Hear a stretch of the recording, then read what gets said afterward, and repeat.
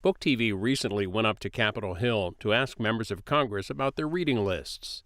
Congressman Jamie Raskin from Maryland's 8th Congressional District. What are you reading?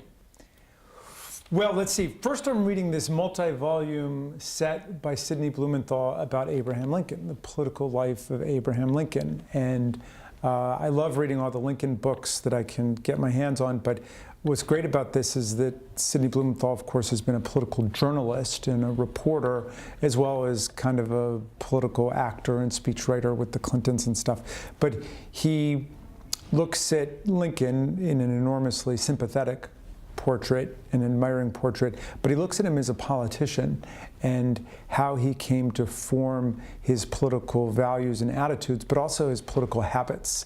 And he was an enormously political person who always thought about the next elections and the next moves and had a real chess-like sensibility about how to approach the political system. But at the foundation of it were really strongly held moral convictions.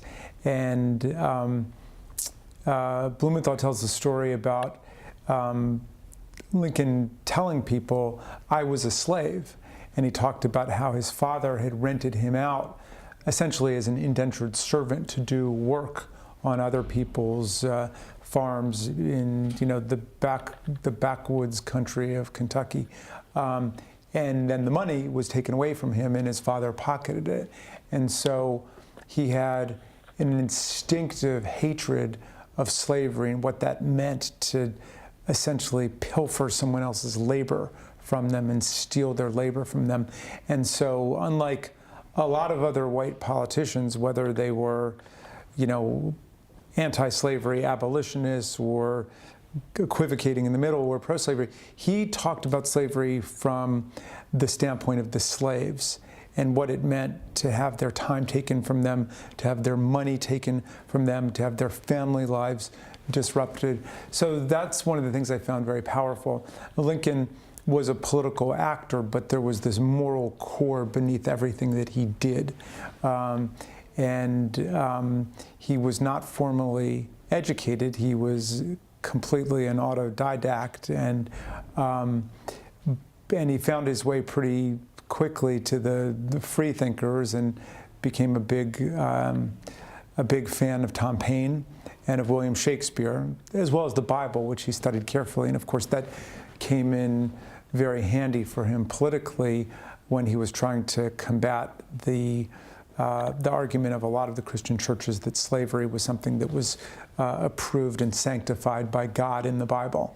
And he would often quote verses back at them. So at least he could hold his own on the religious front while he made what were basically arguments of Enlightenment political philosophy about the crime of slavery against humanity.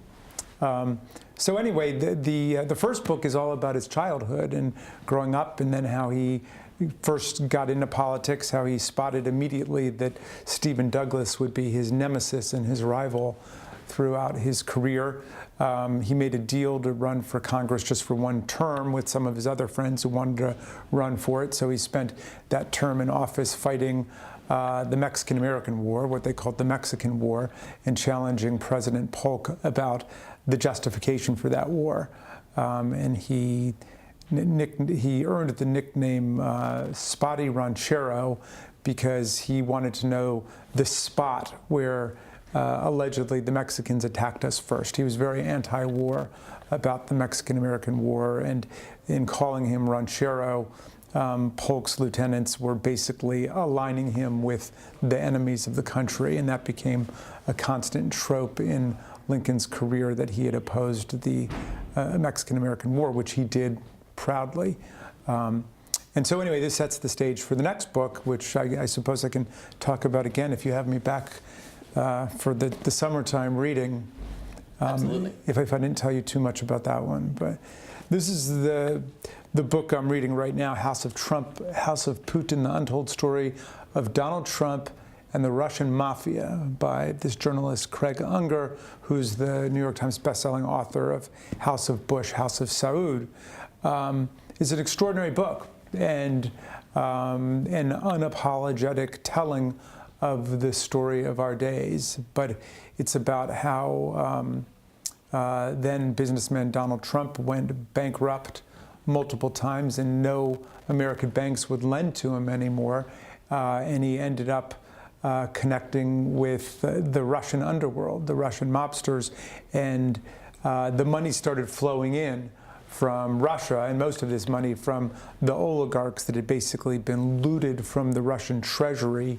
And that money came into the Trump Tower and the Trump hotels and other Trump investments. And there's some extraordinary photographs in the book, as well as description of what it is that took place. And it sets the stage for how the presidential election basically got derailed and hijacked by Russian interference in 2016, and how Russian money came in for the purposes of cyber surveillance and espionage against the DNC, the leaking of all those emails, how there were direct attempts to interfere in the election systems of a couple dozen states, and then how Putin paid for what Unger calls the greatest active measure intelligence operation in human history, where they set up a whole internet operation, the Internet Research Agency, I think it was called, in Moscow, and then pumped poison into the American body politic by trying to create and exacerbate divisions along the lines of race, religion, political party, and so on, basically to contaminate our politics with all of the divisions and polarization that have overtaken us ever since. So it's an extraordinary story. And in the broader sense, it's a story, or it's part of the story of how our attempt to create honest democratic government devoted to the people has been undermined. And that's a story as old as the Republic itself, because the whole struggle of our revolution was to create a government that would be an instrument of the common good and not an instrument of one person who gets into office and then uses the government for self-enrichment and self-dealing with his family and his friends and his associates. And so that struggle is continuing in America today. House of Trump, House of Putin, highly recommended. I reread very quickly last week a book I'd read before by Adam Winkler called Gunfight, which is about the history of the conflict over gun regulation in America.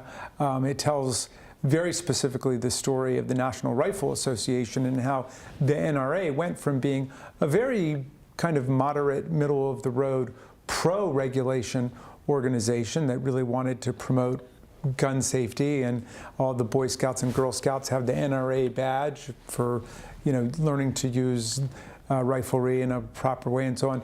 How it went from that kind of organization to basically a bought and paid for instrument of the Republican Party and right-wing politics in the country. And its goal was no longer reasonable common sense gun regulation, but rather driving a wedge between the country, between the metropolitan areas and the rural areas. And again, that is a division that now is festering in America. And one, tying it back to the Craig Unger book, that the Russian propagandists did everything they could to exacerbate in the 2016 election, driving a wedge between people in the metropolitan areas for whom gun violence is a daily threat, and the people in the countryside who don't deal with as much gun violence, although they certainly deal with it, and who believe that guns are just a much more part of daily culture and so on. That's a real difference in view, but it can be worked out in terms of the kinds of laws and regulations we develop. And there are certain things that everybody backs. The vast majority of the American people want a universal criminal mental background check on gun purchases. That's the kind of reasonable common sense regulation that the NRA no longer supports. And Gunfight tells that story along with some other ones. But it's really fascinating, the discussion of gun politics going back to the beginning of the Republic. And last is this wonderful book, The First Congress, How James Madison, George Washington, and a Group of Extraordinary Men Invented the Government. And as a constitutional law professor, I've always been very curious about the First Congress, because there's actually a canon of constitutional construction in our law, which is that the decisions made by the very first Congress are given some deference in terms of interpreting the meaning of the Constitution on the theory that they were there first at the ground floor when the Constitution was written. And so their practices deserve special scrutiny and respect. And of course, a lot of members of the First Congress themselves were signers of the Constitution and the Declaration of Independence. The First Congress met not in Washington, but in New York. James Madison described the Congress as being in a wilderness with no path forward that had ever been written before, and so they had to decide where was the capital going to be. And a lot of this book is about the politics surrounding the decision to locate the capital on the banks of the Potomac and to get the cession of lands from the Maryland General Assembly and the Virginia General Assembly and to have Congress accept that and build the capital there. And the politics around that and around the question of the Revolutionary War debts is fascinating. But there's also the question of the committee system. How would Congress operate? What would the rules be? What would it do with all of the debts that were bequeathed to the First Congress from the Revolutionary War, about a standing army, about a government, and then about a Bill of Rights, because the Bill of Rights had not been adopted yet. Would there be a Bill of Rights? And Madison became the champion, but he was a reluctant champion of it. First, he didn't think that we really needed it, but he became a champion of the Bill of Rights, which of course had been demanded by the Anti-Federalists, who were afraid that the central government would become too powerful and too overweening and would violate the rights of the people. So it's a fascinating story with some incredible people in there, including Elbridge Gerry, the author of the first known gerrymander, the so-called gerrymander, which we're hoping to get rid of in this Congress with our H.R. 1.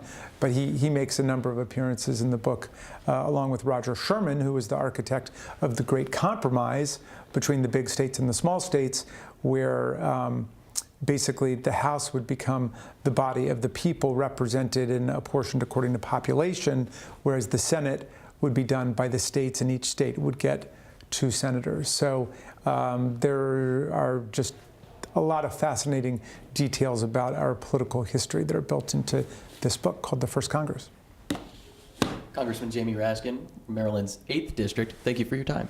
Thank you so much for having me. Always a pleasure. We want to hear what you're reading.